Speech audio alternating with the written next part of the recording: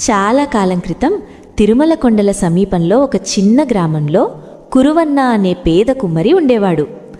అతనికి ధనం లేకపోయినా శ్రీనివాసుడిపై అపారమైన భక్తి ఉండేది. రోజూ మట్టితో కుండలు చేస్తూ ప్రతి ముద్ద మట్టిలో కూడా స్వామిని స్మరించేవాడు.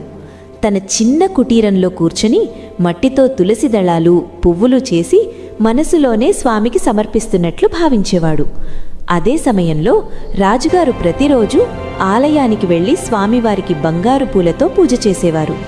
ఆలయం వెలుగులతో మెరిసిపోతూ ఉండేది. రాజు తన పూజపై గర్వంగా ఉండేవాడు.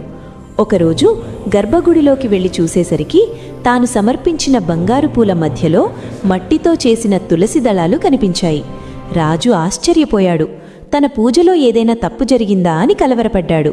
ఆ రాత్రి స్వామివారు రాజు కలలో ప్రత్యక్షమయ్యారు.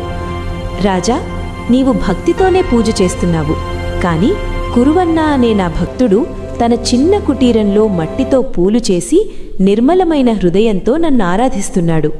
అతని భక్తి నాకు ఎంతో ప్రీతికరం. అందుకే అతను అర్పించిన మట్టి పూలనే నేను స్వీకరిస్తున్నాను. మరుసటి రోజు రాజు స్వయంగా కురువన్న దగ్గరకు వెళ్ళాడు.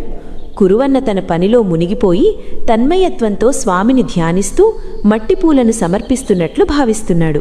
ఆ దృశ్యం చూసి రాజు అతని పాదాలకు నమస్కరించాడు.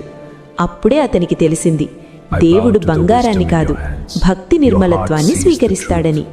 దేవుడు మన ఆస్తిని కాదు, మన మనస్సుని చూస్తాడు.